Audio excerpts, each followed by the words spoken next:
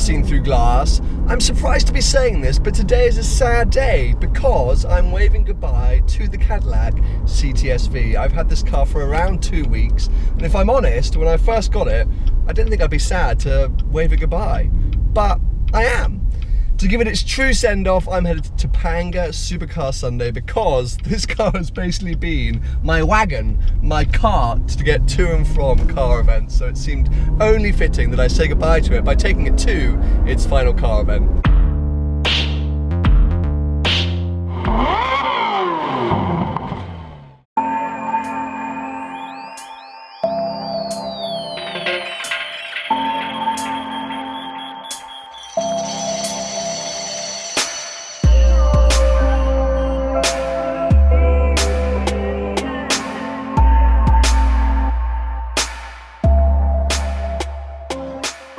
CTS-V all parked up. I've always been amazed at these car shows how much attention the CTS-V has got over the last couple of weeks. As I've been bringing it to different events, I've come back to leave and there's always crowds stood around it. It's mad. Just then I turned up and some guy came to ask me about it. So I was definitely surprised by that element. Anyway, let's look around and see what's turned up.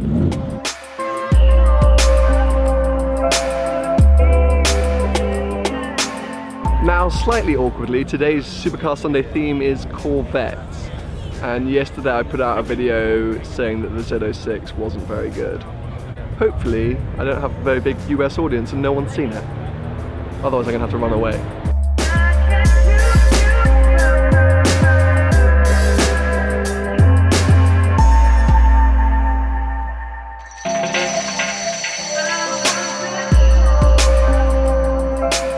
Now, there are other cars here apart from Corvettes, and I'm not sure politically whether I'm allowed to film them, but I'm going to anyway.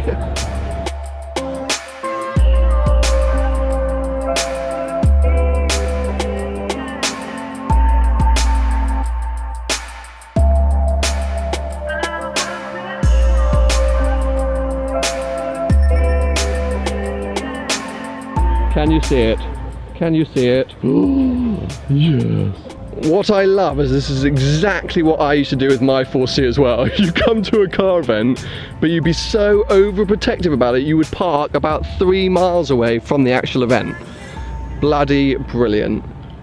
It has been so cool being able to check out different 4Cs while I'm here in America. This one quite nice in a sort of silvery grey colour with the right wheels. You don't often see the right wheel combination on the non-launch editions. Carbon fibre wing mirrors.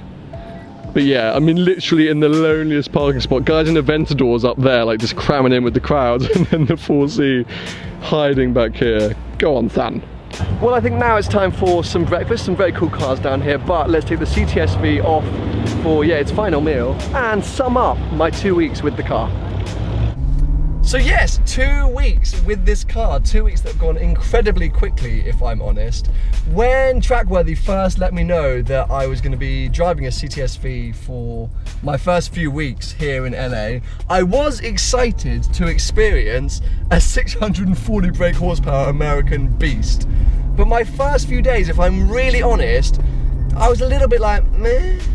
It's so big, this car, compared to the cars that I usually drive, that I was just a little bit intimidated really by the size. But as I say, that's just due to my previous experience. I also really haven't driven many high-powered saloons or sedans. It took quite a few days for me to get used to the size and the power. But really, for me, this car came into its own during my trip up to Laguna Seca for the Pirelli World Challenge. Because up until that point, it had been the perfect sort of daily cruiser in LA. I'd been sort of driving around. It's so quiet in here. I think that was one of the things that kind of shocked me, was I had this big, powerful car that if I started it up with the door open or used the remote start, it sounded really good.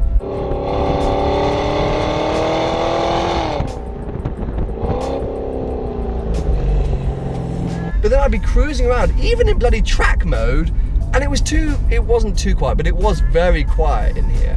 So that was a bit bizarre. But then when I took it up on this road trip, I managed to find some amazing roads, probably one of the most amazing roads I've ever been on in my life. put it in sport, put it in track, and this thing completely made sense to me. It was the most epic Grand Tourer on the motorway, and then when I got the opportunity to have some fun and play around and be in manual in the gears and blah blah blah, it was great.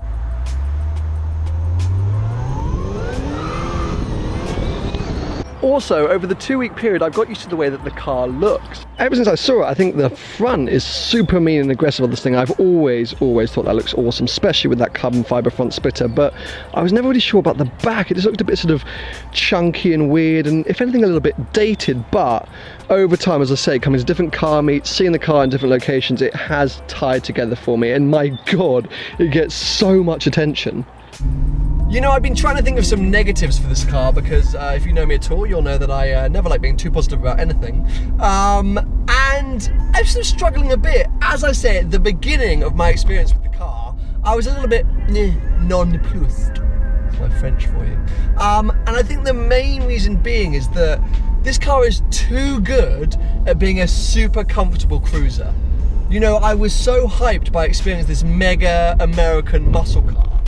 And it was just very good at being a very quiet, very comfortable day-to-day cruiser. And I suppose that is a benefit for it. But for me personally, someone who likes loud, in-your-face, uncomfortable cars, it's a bit of a downside. As I say, it's too quiet for me, even in track mode. I was lucky enough to get my hands on an CTS-V, the sort of smaller brother of this car, very briefly during the Pirelli World Challenge, which is going to be an exclusive video for Trackworthy, and they pump a bit of the exhaust noise into the speakers. And I know a lot of people are like, oh, it's so artificial, but I don't care. It made that car sound really good for the driving experience. It enhanced the driving experience. And the thing is, you know, I've been lucky enough over the last few weeks to also jump in some other cars here and there, obviously have my experience with the Corvette Z06, and coming back to LA and picking up the CTS-V, I was like, oh, thank God, it's so comfortable. I have all the things I need. It's not overheating. But that's probably a letdown. I think that's a negative because it doesn't sort of encourage you to extract the crazy performance this car has.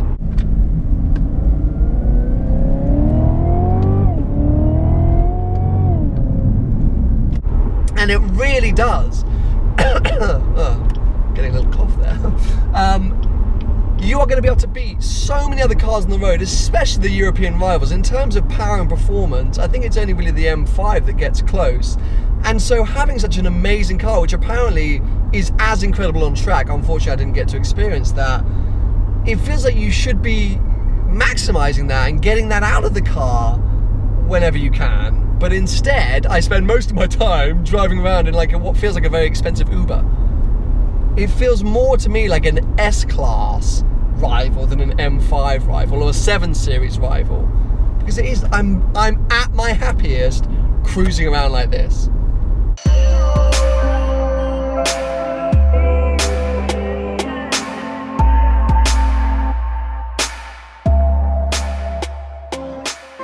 Holy crap, I was just driving back into LA when a 250 short wheelbase Ferrari cruised past me all the way, and I'm now chasing him down Mulholland Drive. Ah!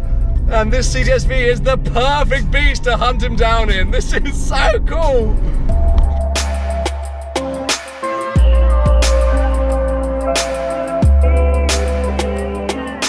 Probably go for it.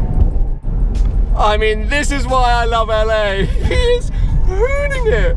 What a hero.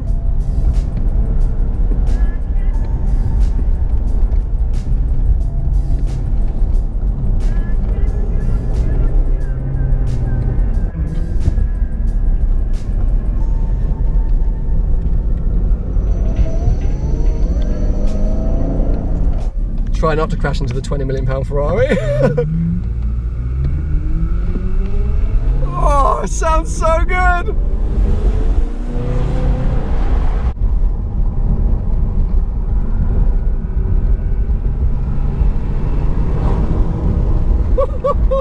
This guy is my new personal freaking hero. Oh, I love him. What a lad. And the CTS-V is just being the perfect chase car. Is he pulling over? Yes, please pull over, or you're doing a U-turn. Oh, he's doing a U-turn. We'll have to let him go. How freaking cool is that though?